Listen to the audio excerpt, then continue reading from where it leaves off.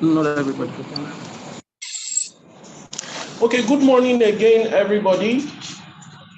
Morning. And very warm welcome and many thanks to all of us for joining Building Collapse Prevention Guild Annual General Meeting 2013. We are indeed very sorry for starting late. We had to work quite a number of things out on in our connection and internet and all that. So our unreserved apologies. Before we carry on, we'll take the next item on our agenda, which is the opening prayer, and that will be the second stanza of the Nigerian national anthem. So we do this together. Will you be upstanding, please?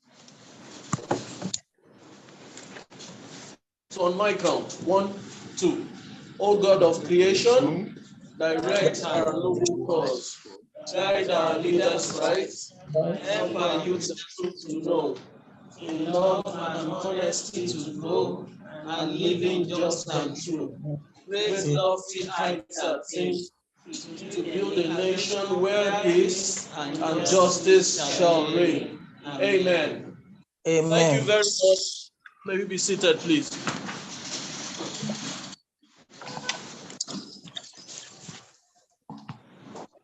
All right, so the next thing on our agenda is to listen to the keynote address by our special guest of honor.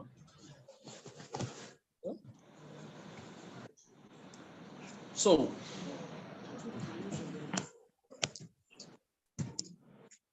So this person is who I used to believe, because of his brilliance and his immense contributions to the profession of architecture, and primarily to the study and learning of architecture. I used to believe he was the best thing that could happen to architecture, up until I realized that there was a lot more to him when the University of Lagos appointed him as the head of the University of Lagos Business School. This is someone who I am particularly sentimental about because of the amount of drilling and training personally I went through under his coaching as a student of architecture, and who by all means I am proud to introduce to us. Former Dean of School of Environmental Sciences, University of Lagos, and the current Dean of the UNILAG Business School, the person of Professor Architect Mike Adebamowo. Please, you have the floor, sir.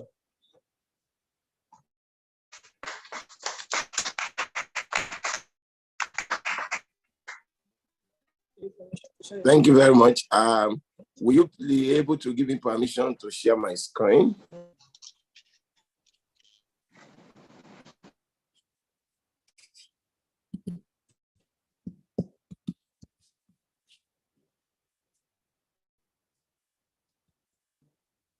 Please, can you hear me? Yes, sir, we can hear you. Yeah, I need permission to be able to share my screen. Maybe I'll do that through the laptop. You already have permission, sir. You've been made host. Second account. On the second account or something. Because on this one is on my iPad and I'm not able to share it here. So I'm trying to see if I can do that through the... There is a request. Okay, what's now. your username, sir, on the device with which you'll be sharing? No, it's the same Michael Adebamo on my iPad. If you can just give me permission to share the screen now.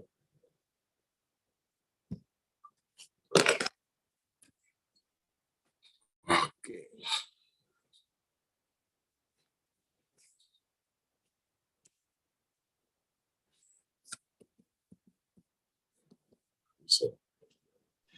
Sir, you don't have audio on the second device, so I'm not sure. It said I don't have audio on it. I'm not sure you'll be able to share, but we'll try anyways. Share for me, I don't know.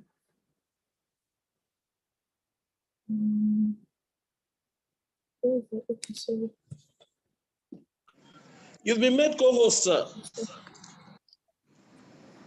So you can share now, sir. Okay. Can you see the screen? No, I can't see it. It's you we see, sir, not the screen yet.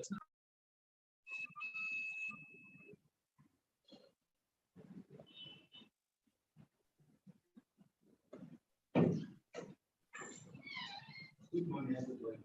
Good morning, sir.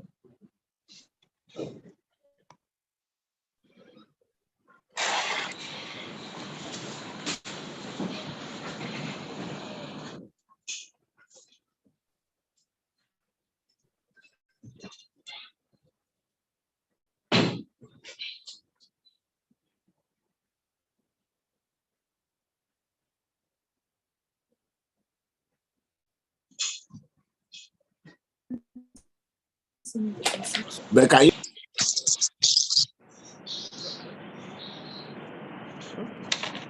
No, that's not it.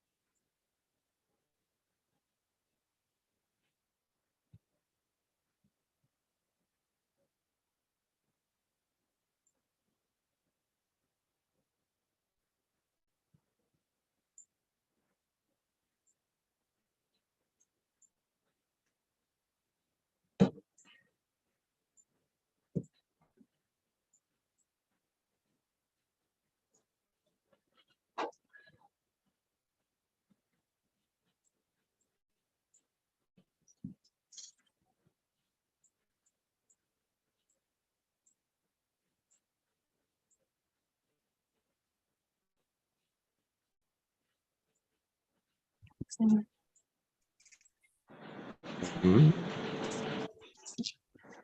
Okay, please, can you see the screen now?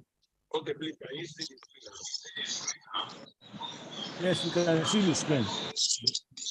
Well, yes, it has started sharing. Yes, sir. Excellent. Excellent.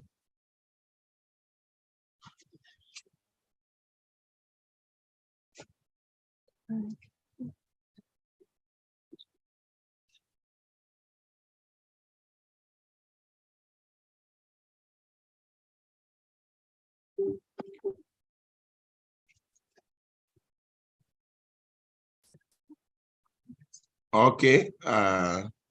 Thank you very much, Mr. President of the Building Collapse Prevention Guild and the ESCO.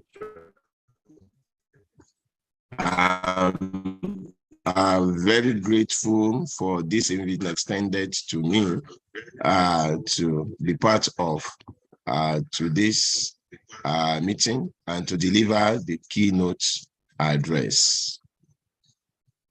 I'll be discussing the political and socio-cultural dimensions of building collapse in Nigeria, looking at sustainable pathways for eradication.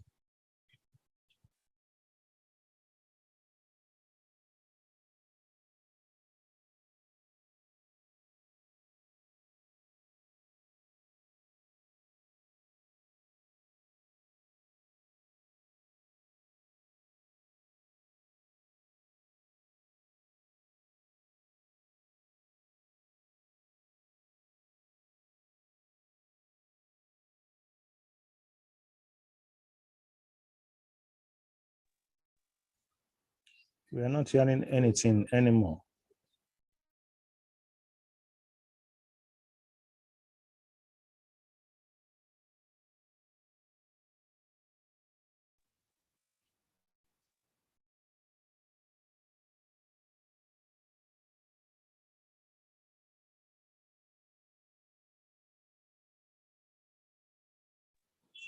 Prof, please, your Table of global your perspective mic. on reality of building collapse. You are not hearing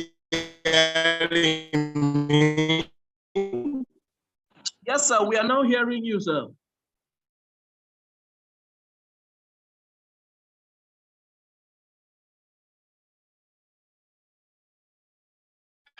Hello.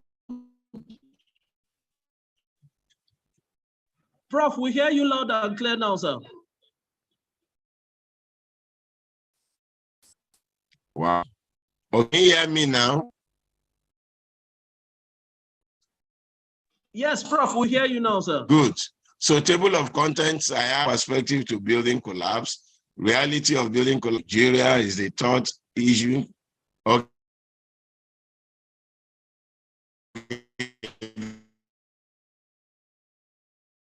Build the factors responsible for the occurrence of building collapse in Nigeria. Then we will now of the building collapse, the sustainable solution recommendations. Okay, so I want to go to the next slide. It's not giving me again. The next slide.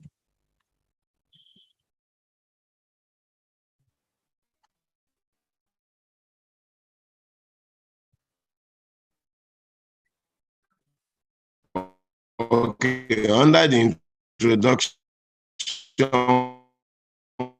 we know that buildings are expected throughout their life, but the principal, functions. And it is this incapacitation that we describe, as a form of failure or a collapse. So building collapse, therefore, is a failure, either a total failure or a substantial part of the building that has failed, and it can be classified either as total or partial, in nature. Incidences of building collapse are not limited to Nigeria. So at international level, we have different reports of building collapse, even since 1968.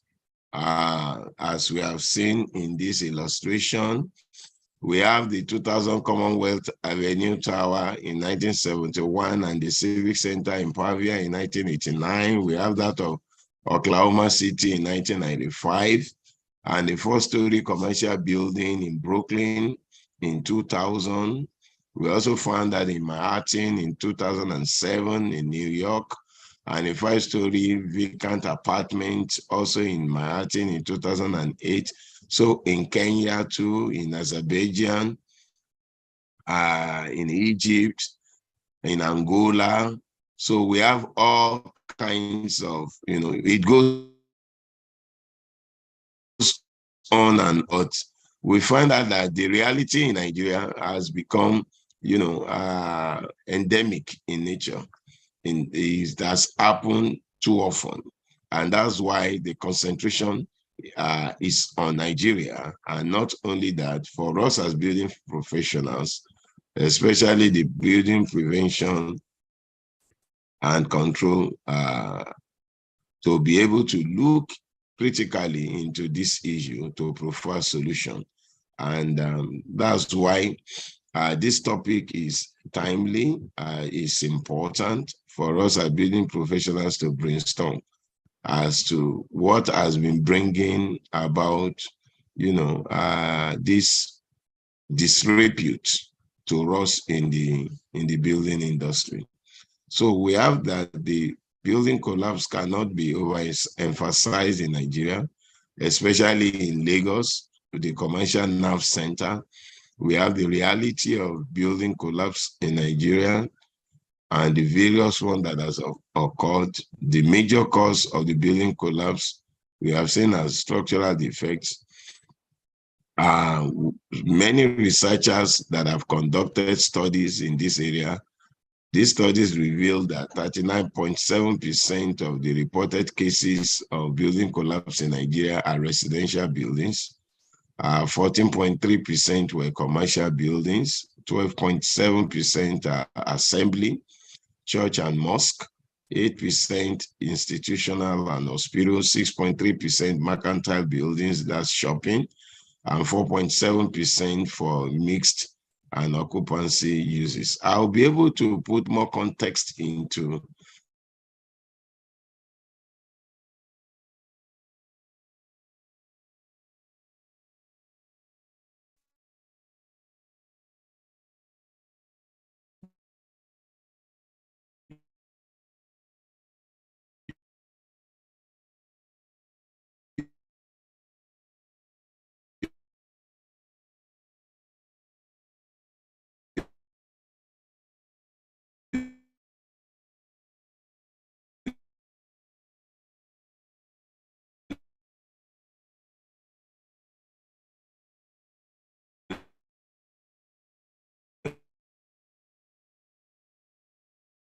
this can enter.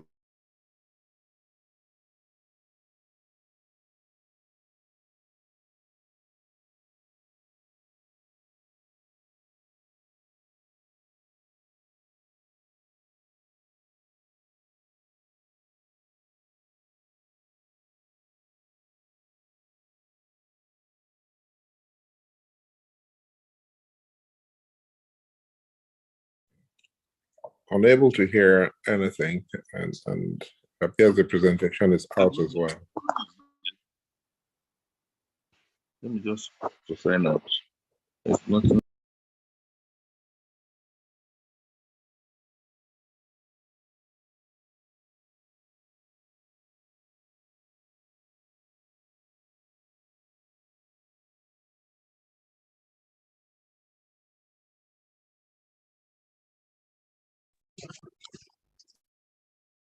I'm sorry, I think it's network problem. I believe I'm back now. Please, can you hear me? Yes, we Yes, can sir, hear we you. hear you loud. Thank you. Yes, sir. Okay, and you can see my screen. So the reality of building collapse in Nigeria. Please, can you see the screen too? Yes, we can see the screen. Prof, we see your screen. Oh, good. So I have below a list of focusing on Lagos, for example, between 2020 and today, we have list of several, building collapses, as it were,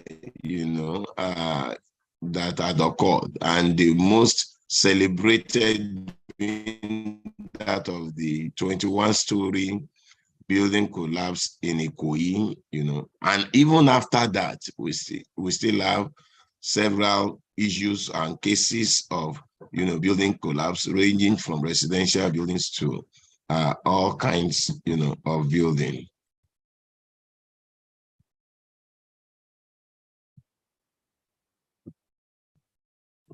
And this reality continues in all these various illustrations that are being shown here. This is at mainland, and the effect of building collapse, as we know, preventable loss of lives and family, multiple injuries, hopes and aspirations of many are cut short, loss of properties worth billions of naira, loss of citizen confidence in the government, in the system, even in us as building professionals, loss of investor confidence, in the ever booming real estate, sector. These are various, negative impacts that we have when we have building collapse that calls for real attention, so that we don't put ourselves continually in this jeopardy, especially when lives are lost, irreplaceable lives, those who are meant to be breadwinners, even loss of jobs, multiple injuries, people got incapacitated, and they no longer have a quality life or enjoy their life any longer because of that. That's if they were even lucky enough to have escaped or survived, being killed in the building collapse. And in terms of the confidence, and in terms of the negative impact, the adverse impact, on the real estate sector and investment. You can imagine after the Ikoyi own happened, even though before then we could say that there are several, apartments in Ikoyi that have not been occupied, but the event also led, to further fear in investment in real estate sector, especially haven't lost confidence even in the public. So the effect of building collapse is really critical. And the factors responsible, I have attempted to break down these factors,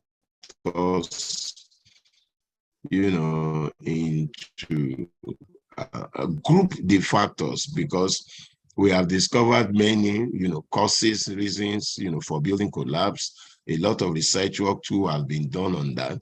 But I believe that it will be good for us to, group these factors. And I began by grouping it into what I considered architectural factors. Even though building collapse essentially, we want to see it majorly as an engineering problem. But while that is correct, it would be good for us to go. Exemption has to do with considering the architectural factors. Why do I say that? I'm saying that with all sense of responsibility, that when it comes to building projects, we all know that the architects are the prime consultants, and they are meant to work with all other professionals, the structural engineers, of course, the town planners, structural engineers, mechanical, electrical engineers, quantity surveyors, real estate, builders. We all work together as a team. But when it comes to building projects, there ought to be a leader, a prime consultant. That has been defined. And if we don't go back to basics, we will not be able to understand, where this problem. We will just be treating the problem on the surface without going into the roots of our problem. That is why if we don't go to the root of the problem, maybe I should leave that for now when I get to solution. That if we don't go to the root of the problem, we'll just keep on having, we'll be doing the talking over and over, and we will still keep on having buildings, collapsing. So factors, starting from architectural factors, which has to do with incompetent design team, because the one that initiates the project and in that wise being able to gather together a design team, even if the architect is not totally responsible for bringing all the other, professionals, the fact remains that whoever, even if the client that appoints all the other professionals, the fact remains that the architect, being the prime consultant, should be able, to see through that process and ensure that those who are on the job are competent and have the track record to be able to deliver. So right from the architectural factors, we also have faulty design or inappropriate design. Once there is a failure architecturally from inception, every other thing, I'm sure you will agree with me that the work of the structural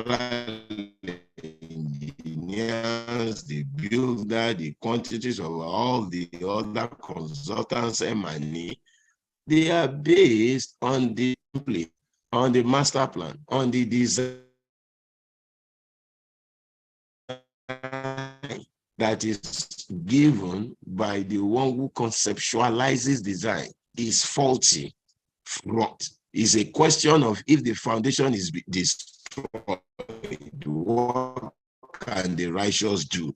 Once the whole thing is faulty, the conceptualization of the design is faulty at inception, we will only be building up on error.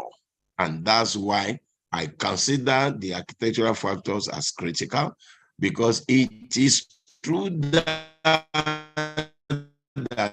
choice of materials, building components, decision, the size and the capacity, because all these are born out of the interpretation of the client's brief.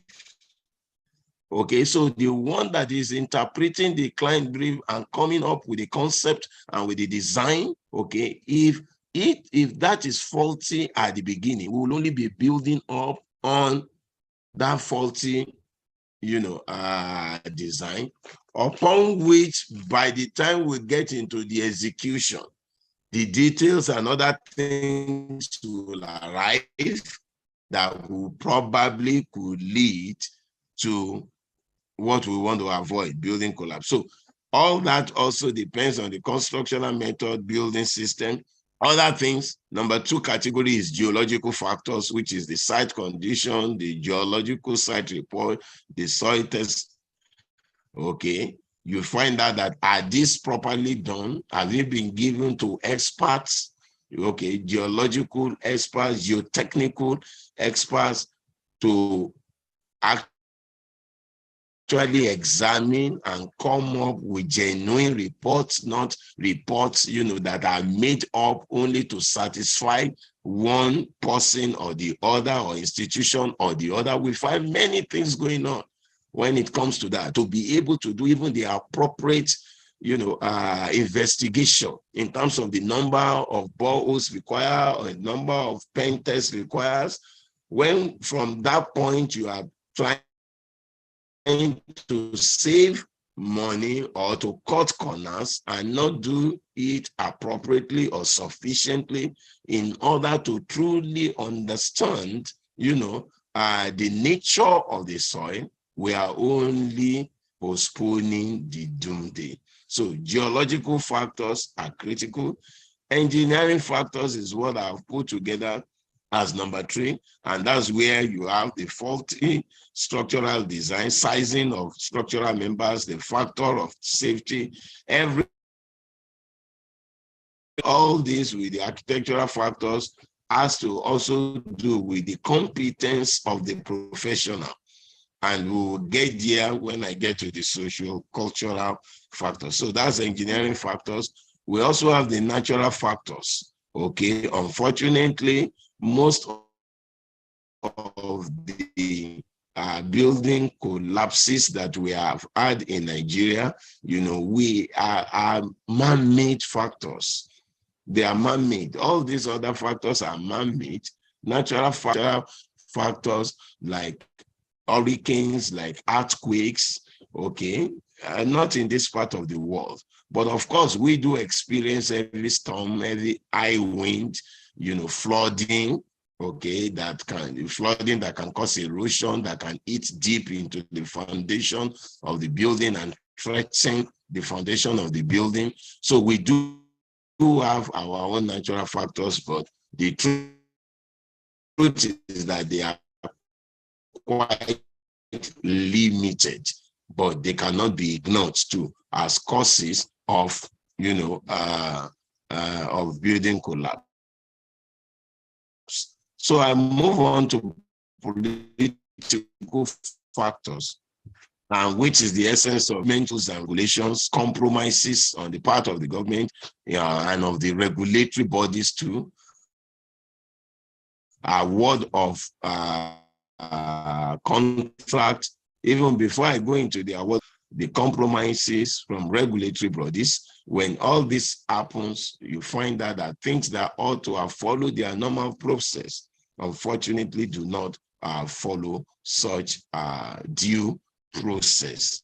What do I mean by that? If we take, for example, the 21-story building, the Ikoyi building that collapsed, unfortunately, the owner first call happened to be, my friend. And I know without any shadow of doubt that this is someone who had succeeded and excelled, in UK, in US, in the real estate sector, in Dubai, that as at the time the unfortunate incident happened in Lagos, Nigeria, he still maintained his properties profile in all these advanced, parts of the world. He pays his taxes there, all the due process, all the things that he needed to do.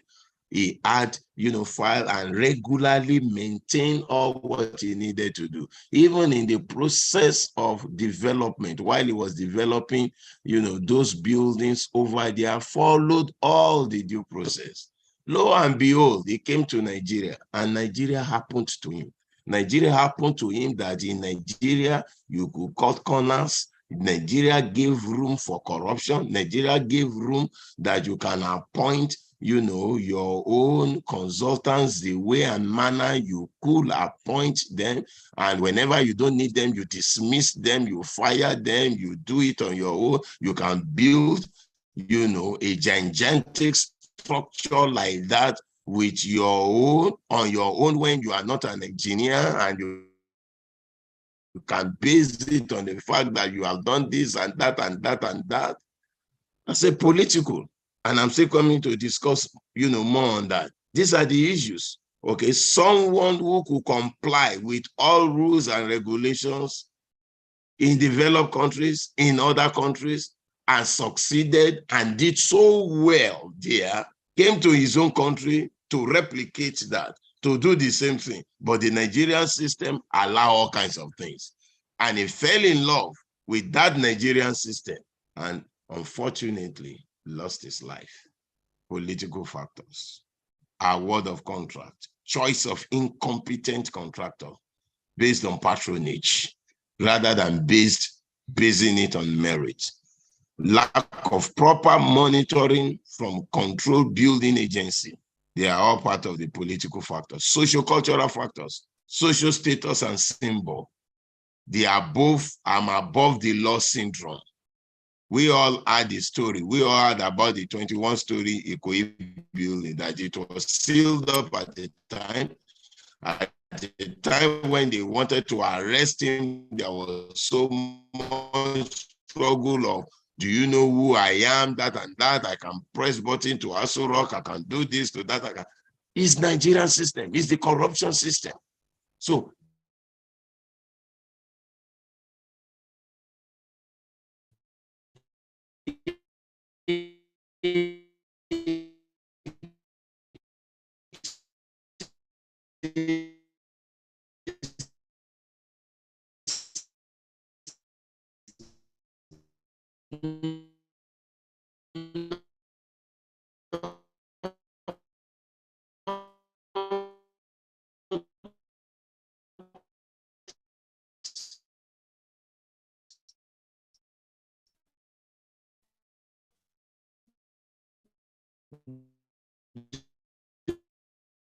Just the building down of 21 building is the corruption.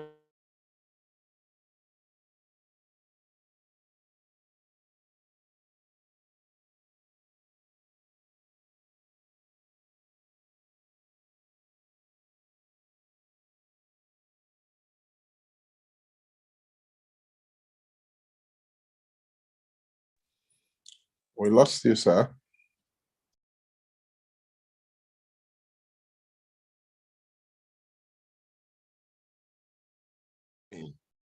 Yeah, I'm back.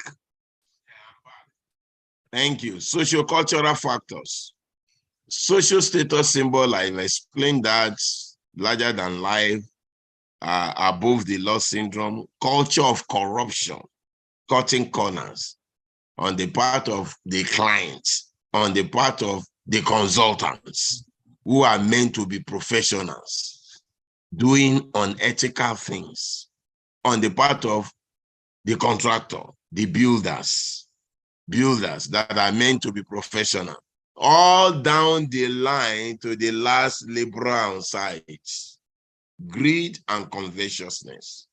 And the moment you have that in a society that the work ethics are low, our value system has been eroded, anything happens. And that's the problem. So building collapse. So, okay, maybe when I get to the solution, it's not just all about technical. There is more of political and socio-cultural factors affecting us that as a society, as a people, if we really don't deal with that, we will still continue in this mess. Illegal conversion, alteration, addition to buildings. We have had buildings that have been standing for long, but by the time you begin to do, one funny thing or the other, either addition, adding another floor, or probing another area, or doing one thing or the other, you find out that you begin to have structural defects that will lead to collapse. What about superstitious belief of our people? It's still under socio-cultural. Thinking that the way and manner the land was purchased, the struggle in between, and there are some other voodoos, and supernatural forces against. In fact, by the time we went into the 21-story building in Ikoyi, we had all kinds of things. Thank God for the panel that was set up and came up with professional reports, on the situation. But before then, all kinds of things, that it was politically motivated. It was as a result of this attack against the person of the owner, and it was spiritual. It was this. We label things, one way or the other, superstitious belief, which really cannot hold waters. But either you like it or not, people believe what they want to believe. And that belief system also affects how they operate. And it's that belief system that they will not consult professionals and do it in their own way because they can get away with it. Because at the end of the day, members of the panel, when they got to know that this building, the Ikoyi, sorry, I'm emphasizing more on that, happened to be my friend. They said, Prof, this guy is your friend. What happened? You did not advise him. You could not be part of this project. That's a story for another day. But the unfortunate thing had happened. And I've lost my friend. Undue interference of clients to construction processes, clients' refusal to have professionals supervise their building. In a project being developed in Lekki one day, someone just called me wanting to get his services, being, considered in a story building, and they said they saw my name, Ama Design, my company's name there, that we're the one who design. Truly, we're the one who designed it. But lo and behold, we didn't even know they have moved to site. And this is a building that they've already done the roofing. About 6-story building on Lekki, on the main express road. We had to write a stinker to the client. Thank God the building is standing, but they could have had issues because only God knows the process they followed in doing that or in arriving, at that situation.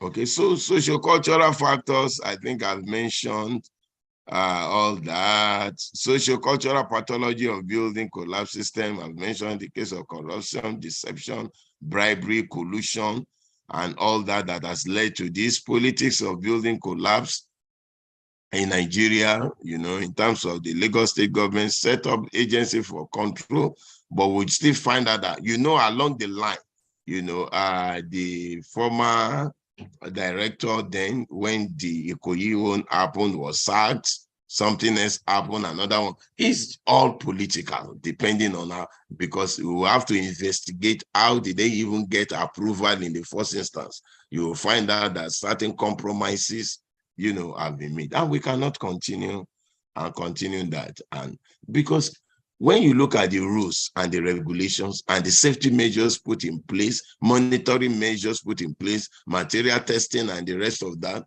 did I even mention all under engineering in terms of the material testing, in terms of using fake materials or less quality materials, inappropriate materials? All these are issues when you try to, cut corners. And you may even use the right materials and not use them in the proper way in terms of the constructional process and methods, in terms of all what you need to do, wait for a certain number of the 28 days for concrete to gain its strength and all that. You want to cut corners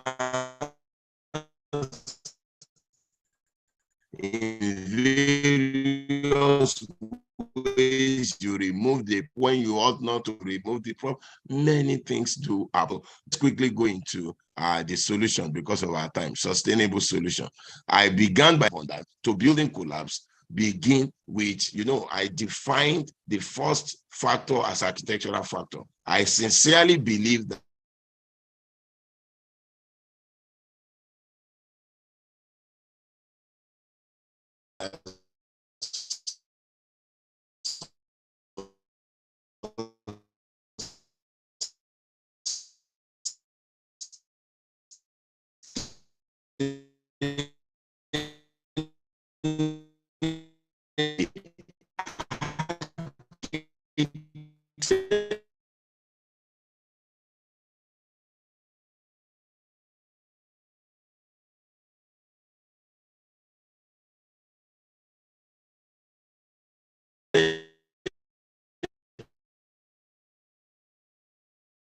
as prime consultant.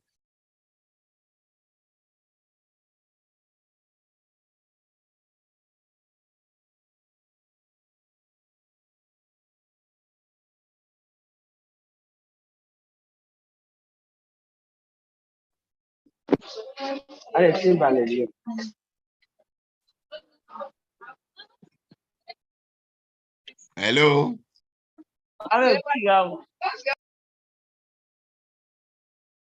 Hello, please, can you hear me? We can hear you, Yes, sir. sir. Yes, sir. Oh, thank you very much. So, and on building projects, it is the architect that is the prime consultant. I believe sincerely that solution to our building collapse should begin there. And the architect should be humble enough, because we all have our duties, our roles. The architect is not jack of all trades. He does not know it all. He doesn't have the monopoly of knowledge. And that's why we have others. We work together as a team. But he is the leader. He is the prime consultant. So I believe that the solution begins there. that the traditional role of the architect as prime consultant to building projects be restored. And what is that traditional role? According to the Architects Registration Act of it is stated that architecture is the art of science in theory and practice of design, erection, commissioning, maintenance, and management and coordination of allied professional inputs thereto in the building or part of it. This is really the issue. So when the architect's traditional role is fully resolved, and the architect is humble enough to know his own limitations and work effectively with all other the other 6 professional bodies in the built environment, and we are able to monitor the project successfully and working with the government, building collapse will be a thing of the past. We will be able to capture the issues. We will be able to know that for each project, who is the architect? And you cannot be an architect, a professional, and not a quack, a professional for that matter, and you will work with a structural engineer that is not competent. I really don't think so. Or you have a builder that is not competent. I really don't think so. You will be able to stand your ground. The client will not have the advantage they have now to do all kinds of things. To just go and call Baba this and Baba that, haven't built several houses before, don't worry, he can put all the things together. All these professionals will waste my money. That's part of the problem. Socio-cultural issues. Let's move on. So in that wise, I also suggest that the federal government haven't approved the building code. Unfortunately, the state government are yet to ensure that all these are well synchronized. The academia also has a role to play, in that. And I move on to number 5, the innovative, use of building materials and components. One of the research works that were done by one of my protege found out that prefab building systems, lean construction, for eradicating building collapse, and came up with the findings that with this type of construction, hardly will you find building collapse. On one part, I do agree with the submission of that research. On another part, that I said they should investigate, I said, no, that is not the only factor responsible. The truth of the matter is that when you use such sophisticated or industrialized building process, all these incompetent contractors and fake and quacks are not involved. So that's why that factor also is important. How many building collapse have you seen in the site of Julius Baja, Kappa de Balto, ITB, and the rest of that? So it talks about competence. So when you are having industrialized system of building, prefab building, yeah, that is true. You could do your research and find out that quite a number of these buildings, are not susceptible to the kind of, building collapse as we have. But the important factor that you have not considered is that of the competence of those who are operating, such sites. Then we also have the issue of advanced digital BIM. We are in the days of technology, and we could use technology to really drive this, right from the first one that I've said concerning traditional role of architects. We could use technology to drive the whole process in such a way that we can monitor all the sites, okay, using AI, artificial intelligence. Once you will know whether are there professionals on this site, you will get to know that most of the major building collapse that we have had, hardly will you find professionals on the site. So how do they get away with it? That's why it's so painful when you even talk about in a prime land like Ikoyi, in a prime place like that, for a 21-story building, where are the professionals? Including the builders, the contractors. Are they competent? Where are they? That really is the issue. It beats my imagination too. So we can use technology to drive this process. We can use artificial intelligence to be able to know. We can start from Lagos, okay? And all the architects responsible, we will devise means and we will work with all other professionals. We will work together as a team to ensure that there is no project that you don't have qualified professionals. I believe that we all, professionals in the building industry, must see ourselves as one. Then we will be able to fight this battle.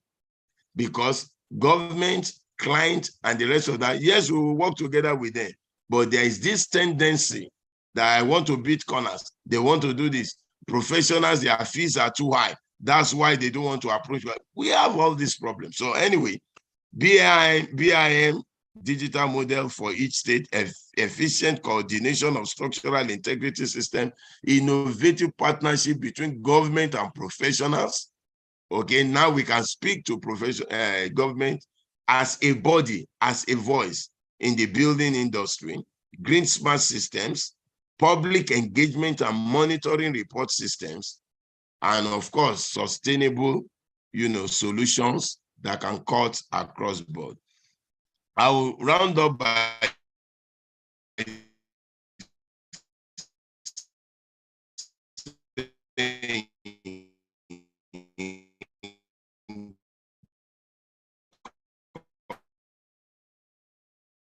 conclusion, therefore, lies with the tradition and not, but for us to work together and the government to see the sincerity of professionals, like in the BCPG, coming together to help because we want to solve this menace, that's ravaging our society. And we'll be able to, again, win the confidence of investors, especially in the real estate, sector.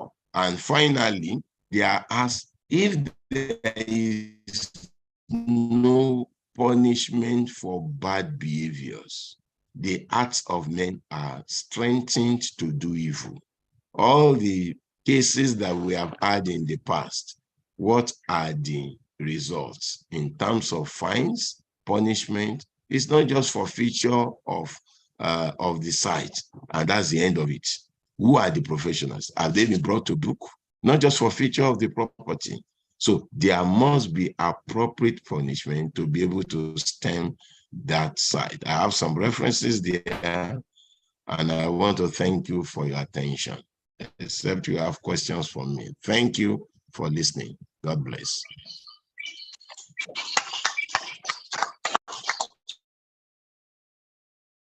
So thank you very much, Professor Mike Adebayo. You always remind me of the classroom. Whenever I hear you speak, it feels like I should return to the classroom and enjoy more of your weekly packages. Thank you very much for your time, Prof. May God continue to keep you for us.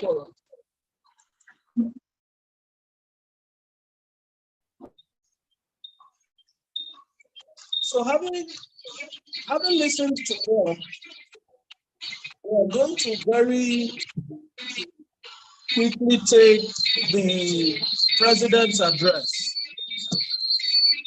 Our President, Engineer Edi Atumoyogo, who is ably represented here by the Vice President, Town Planner Sulaiman Yusuf, and he'll be taking. So, sir, you have the floor.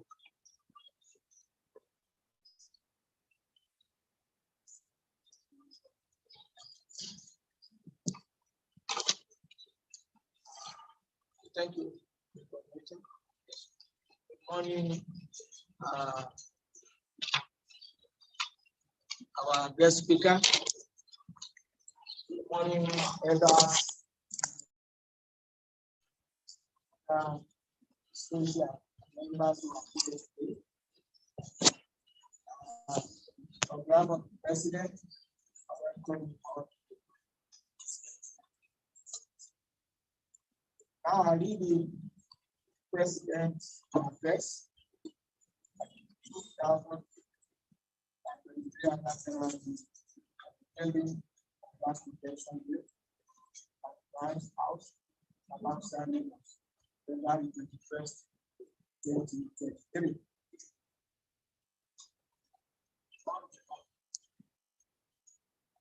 I want to warmly welcome all members from around the country to our annual general meeting, holding physically here at the Vice House and online for greater participation.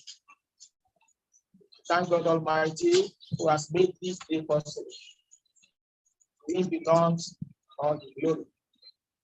About this time last year, he handed us a mandate to lead this bill as the president, together with a host of committed members in the Executive Council. It was a critical moment in the life of the girl, as we had just come out of the 2-year COVID-19 pandemic that affected operations of all organizations. The immediate challenges. On assumption of office, we identified 3 main challenges that hamper the operations of the immediate past Executive Council as follows. 1, finance. Next, working with state governments. And the 3rd one, media visibility. Under finance, we noted that there was a very low compliance of members to payment of dues of 5,000 naira per annum. The compliance rate by member was about 5%, which was quite discouraging. In the area of working with the state governments, we noted that huge efforts were made to have a working relationship with the governments of Lagos and states, but only that of the state held some promise. On media visibility, it was noted that the activities of the field were greeted with great enthusiasm by the media, but poor funding hampered the needed publicity.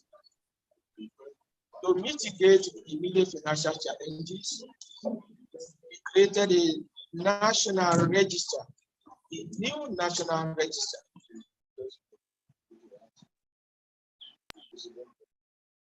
And WhatsApp were migrated. We want to thank all members for this agenda. We set for our Executive Council a 5-point agenda centered on the following areas.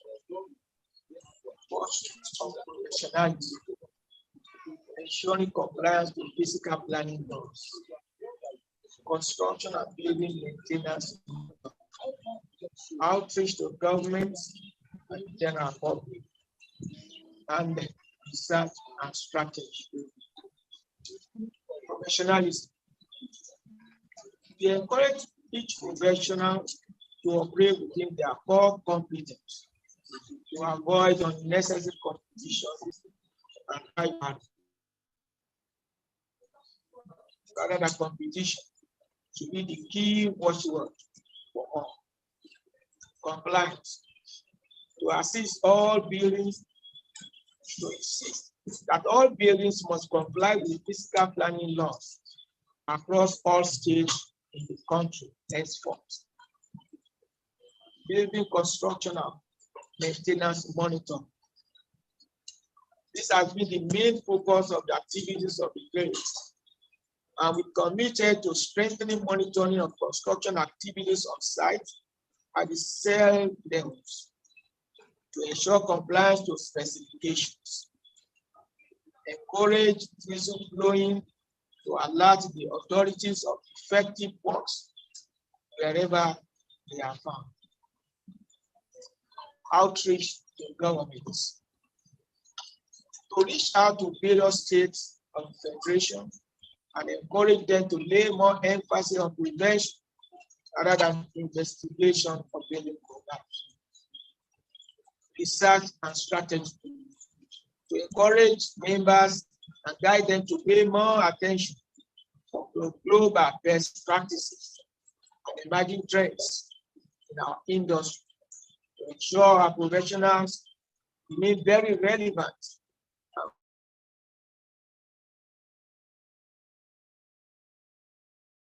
2022 activities. In furtherance of the above stated agenda, the current executive, among others. 1. The work against building collapse. We held a work against building collapse on February 13, 2022, in conjunction with the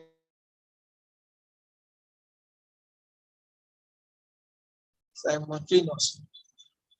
It was aimed at creating awareness on measures that will put an end to building collapse menace in our country, and they are 5 to obey state fiscal planning development laws. Appoint competent registered professionals to handle building procurement. Avoid use of substandard building materials. If you see something wrong in the building, say so. There was a massive turnout of built environment professionals in both locations, well covered by electronics and print media.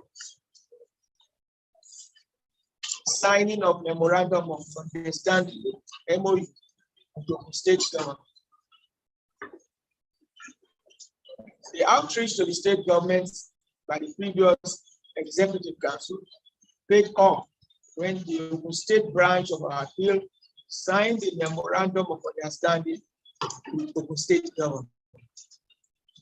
The objective of the MOU is for both parties to collaborate to forestall the occurrence of building collapse, provide safe, sound, durable, functional, fit for purpose, and resilient buildings and infrastructures, promote better building standards through adequate inspection and state certification of building construction, and conduct public awareness campaigns of best building practices and construction of structures.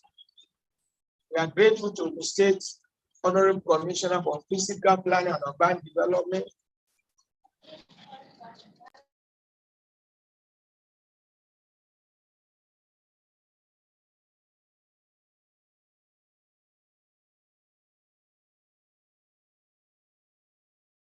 and plan a code of operation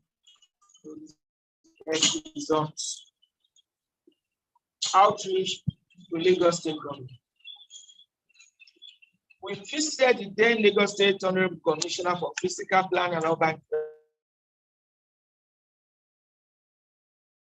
Development, Salako, fellow Nigerian short-term planners, with all heads of parastatals and agencies under his ministry present. We offered suggestions aimed at stemming the tide of building collapse in Lagos State in 3 main areas, namely design reviews. We propose that design calculations and drawings submitted for certain categories of building for permit to be sent to qualified external consultant for design review. 2, building construction monitoring. We requested that the monitoring of buildings under construction should be outsourced to BCPG. We have a network of professionals in all local government area and local development authorities in Lagos State. empower BCPG to support wholesome construction practices that could lead to building collapse. Third, codification and registration of buildings. We propose the registration and codification of all buildings existing in the state, with each treated as a statistic with a life. The General Commissioner promised to set up a joint committee of the ministry and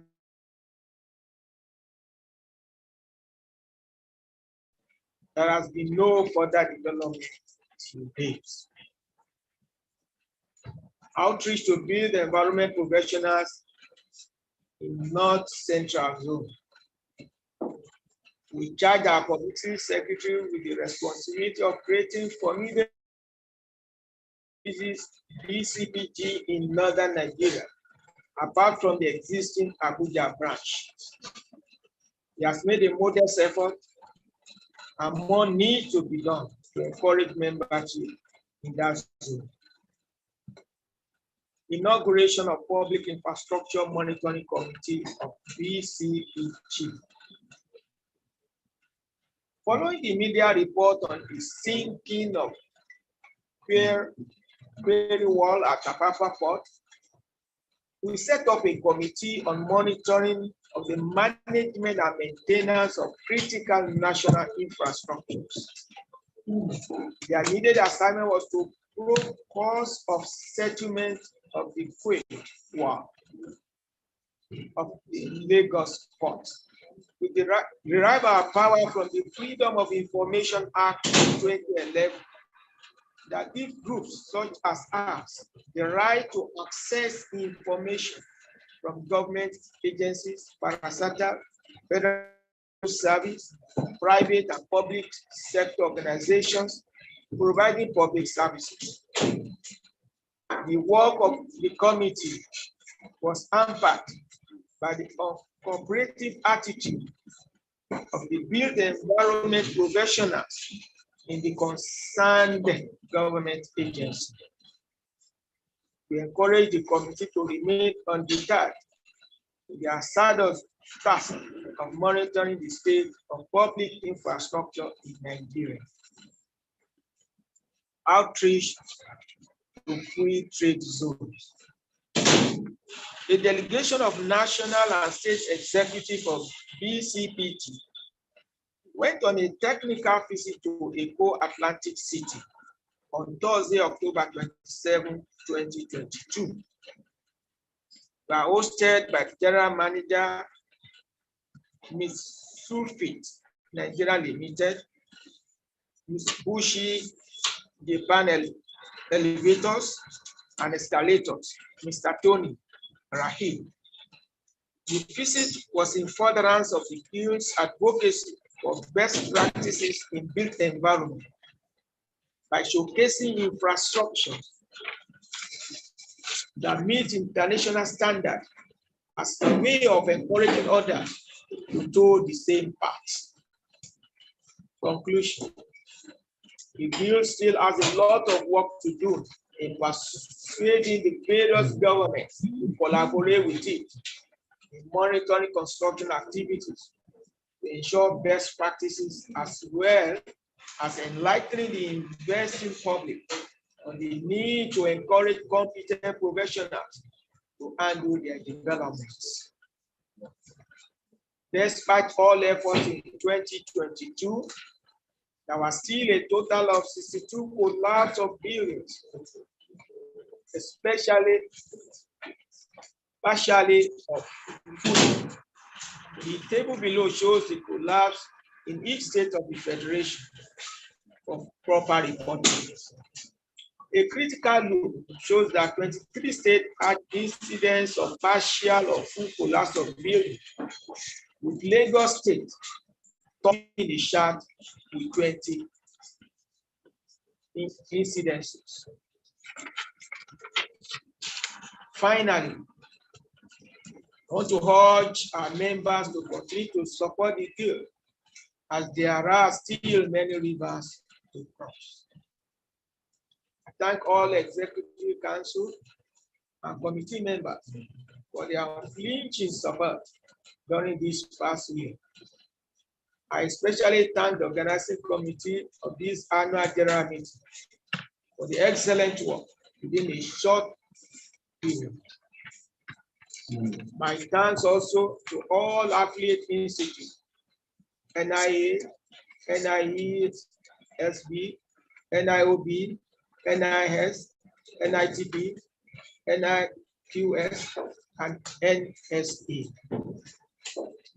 And I urge the incoming President and Executive Council to put in their best to lift the fortunes of the game.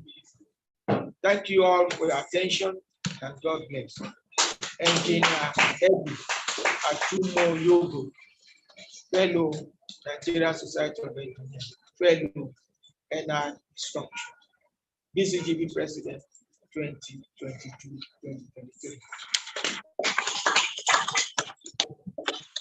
So thank you very much, Town Planner Sulaiman Yusuf, for the report. We heard it. That's a report from the President BCPG. For the sake of time, we will move immediately to the next item on our agenda, which is taking reports from the Secretariat. We'll be taking two of these reports. The first will be from the Lagos State Secretariat, and the next, it will be immediately followed by the report from the National Secretariat.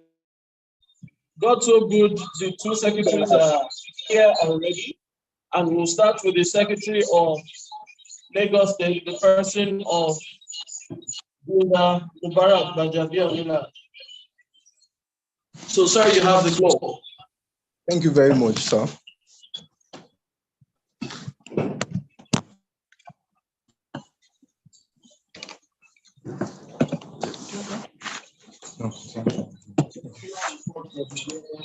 Secretarial report for the year 2022, presented by the General Secretary at the 2023 annual general meeting of the Building Collapse Prevention Guild, Lagos State Chapter, on February 21st, 2023, at NISV House, CBD Road, Ikeja, Lagos. The National FNSC, FNI/T, immediate past president, Architect George Akinola, FNI, pioneer president of BCPG, Builder Kunle Aobodu, FNIOB, PPNIOB. The chairman of BCPG Lagos State Chapter, QS, Mrs. Adikemi Okusaga, FNIQS. Past chairman of BCPG Lagos State, late Colonel ESB Emmanuel Olayinka, retired. Past chairman of BCPG Lagos State Chapter, Architect Solomon A. Ogunsheye. Our keynote speaker, Professor Mike Adebomowo, Executive Director, Investor of Lagos Business School. The president and the past chairman, executive and national executive of the Built Environment Professional, the entire 7 Built Environment Professional Press, our elders, ladies and gentlemen. On behalf of the Lagos State Executive Council of BCPG, I'm delighted to welcome you all to this great occasion and therefore present the details of our stewardship to our very esteemed members of the Guild. To the glory of God, we're able to conclude the first year of our tenure as elected executive of the Pioneer Chapter. We started precisely Thursday, January 13, 2022. The beginning was very smooth. The journey midway was rough, tough, challenging, and unpredictable.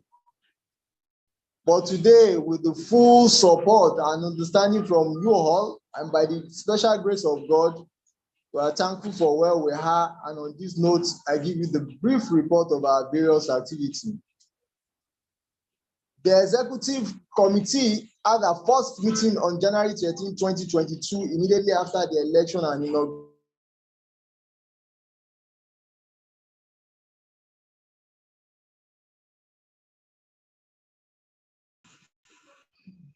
was sworn in as the chairman, and we have other members as follows. QS Mrs. Adekemi Okusaga was the vice chairman representing NIQS. Architect Bola Arileshere representing NIA. Town planner Joseph Akonde, the research and development secretary representing NITP.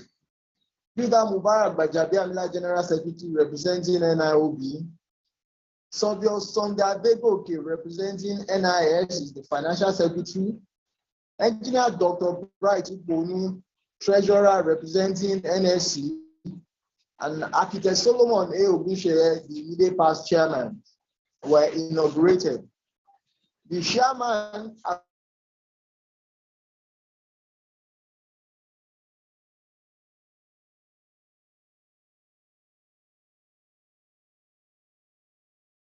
NIESB has offered to support his tenure, while noting that 50,000 donations by a member of the institute. And this is very obvious that we're also here today at their conference room to also read the report of the 1-year anniversary of the administration. We want to say at this junction, thank you very much for the Nigerian Institution of Ethics, Surveyors and Valuers. It's obvious that you supported ESB Olayinka while he's alive and when he has actually left us for the great beyond. I want to say again, thank you very much. He informed the committee of the following expectation of the administration. 1, acquisition of office space for BCPG Lagos, even though eventually NIS offered us to use their space. Registered phone number, operation vehicle, annual subscription by members to support the guild operation.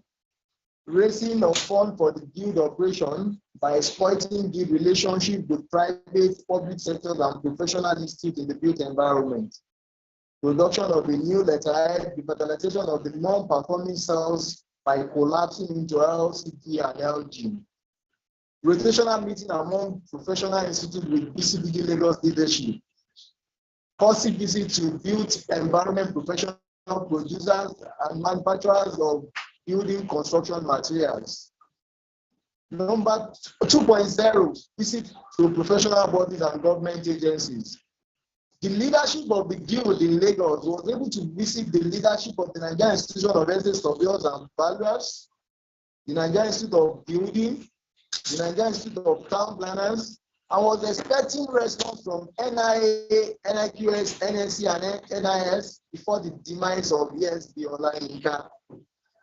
The executive committee also visited the general manager of Lagos State Building Control Agency, Architect Bola Oki, who informed us of the desire of the agency to collaborate with the guild on building final stage inspection with staff of the agency.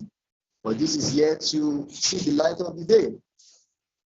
Executive visit to Royal Fathers.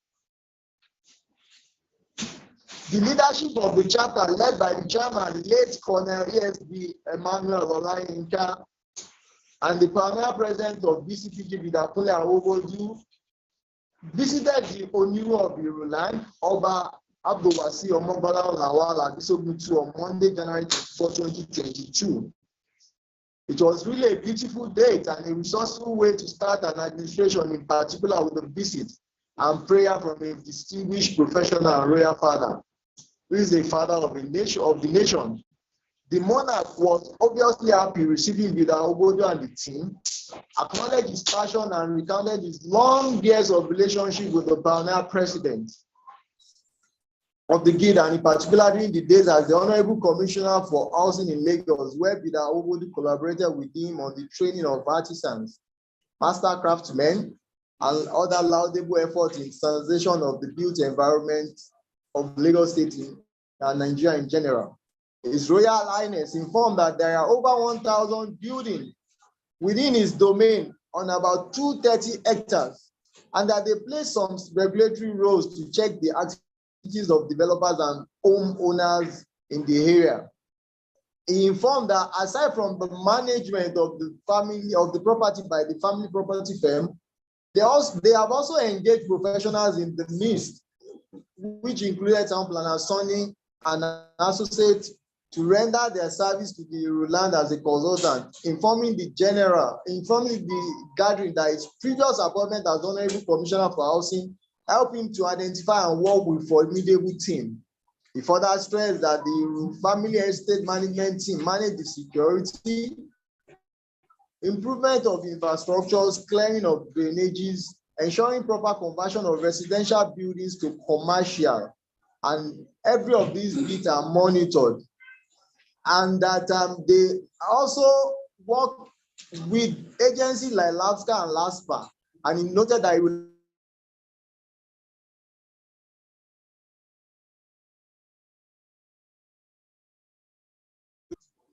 death of the chairman. It is painful that we lost Colonel Olayinka, and which can actually be best described as a death while on active service, because it is on record that as at the time of the death of Colonel Olayinka, not only was he going for an event to represent BCPG, was actually also sporting a BCPG attire as at May 12, 2022, and he was buried on Friday, June 10, 2022.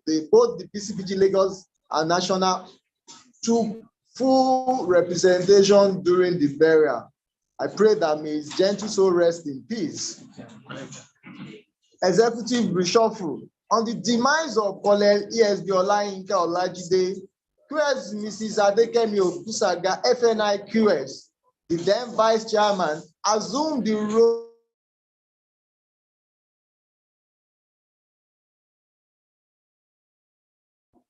which was ratified at the general meeting end of December, while the then town planner Joseph Akonde took over as the position of the vice chairman of the chapter. The position of the research and executive secretary still vacant as at this time of the report. Quarterly technical summit. The guild organizing a quarterly summit, and the last that was held had in attendance Engineer Rotimi Ikugba Igbe, all the way from Ondo State. All the chairmen of the built environment professionals were also in attendance, and the team of the well-attended quarterly summit was building collapse and fire prevention, electrical installation process and procedure, work against building collapse. The guild simultaneously, both on Island and Ikeja, in collaboration with the Nigerian Institute of Building in March 2022, did work against building collapse, where all members of the built environment professionals, both on the island and in Ikeja, attended. And it was in conclusion, on behalf of the chairman and the executive committee of the guild, we express our sincere appreciation to everyone for the support. I must say that it has not been easy, because being a member of the guild has also placed so much responsibility, additional responsibility on every one of us. We believe all of you will continue your unshaking support that you gave this outgoing administration incoming regime. Why we assure you to improve on our commitment and dedication to the growth and development of BCPG, both at the state chapter and at the national level, and also to continue to contribute our also to contribute to the progress of the built environment professionals in general. And before we round off, I want to say thank you to the AGM organizing committee. Within a short period of time, they've done wonders again, just like the way they did in 2022, January 13 specifically. Long live BCPG Lagos State Chapter, long live BCPG National, and long live Federal Republic of Nigeria. Thank you very much, sir. Thank you very much, ladies and gentlemen. That has been our report from the Lagos State Secretariat of BCPG. Before we move to the next item on the agenda, we'd like to take very quickly comments on that report. Should we have console that the Secretary to Lagos State will do with that immediately? Should we have any comments here on this label? First of all, let's see that. What about online? Comments from people online. If you have comments, kindly share in the message section, and we would hand it over to Builder Bajabia Miller to attend to. That being said, we'll move over to the National Secretariat, and to give the report from the National Secretariat of BCPG is no other than the Secretary QS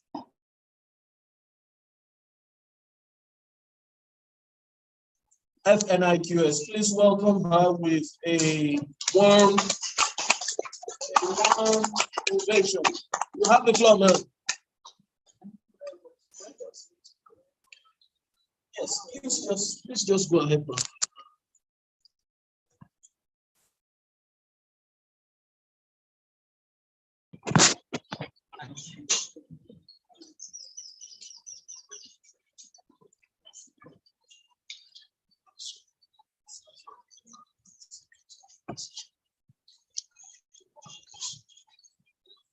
Good morning, ladies and gentlemen.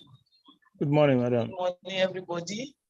I want to stand on existing protocols, so I don't want to start reading out different names and titles. My co-secretary from the Lagos chapter just read that out. So we need to manage time because this is an online program. But I acknowledge all the elders, the stakeholders, and our seniors in the built environment professions and the BCPG that are here present and online. We want to thank God for making today a success. It was done, it was arranged in a very short period of time, but we thank God that it's a success. Now going to the report, this report is going to be a summarized report, not a detailed report as such, but at least to just glance through the activities of the National Executive in the past 1 year. The executive came into being, the National Executive, I think I should even say that most of these things we'll be talking about both the national and the states, because the Lagos State Executive and the National Executive of BCPG have worked in synergy and been cooperating together all along. So this current executive of January 2022, this AGM, marking the end of the first 1 year of the tenure. To move to another tenure, there should be an election, which will be done later today. So briefly, the names of the National Executive members are as follows. The President, Builder Eddie Atimoyogo, Engineer Eddie Atimoyogo. He's a structural engineer, a fellow of the structural engineer, past president, structural engineer, fellow NSC. We have the Vice President as Town Planner, Yusuf Sulaiman. That's a fellow of the Institute of Town Planning. We have myself, Adenike Ayanda. I'm a QS as the General Secretary. Builder Mrs. Fatima Osho, that is a fellow of the Nigerian Institute of Builders, our treasurer. We have estate surveyor and valuer Elliot Ogupabo, that's the financial secretary. We have architect John Bauer, a member of the NIA, as the publicity secretary. We have a surveyor Gbenga Lara, a fellow of the NIS, as the research and development secretary. Architect George Akinola, a fellow of Nigerian Institute of Architects, as the immediate past president. So that's an ex-official member. Just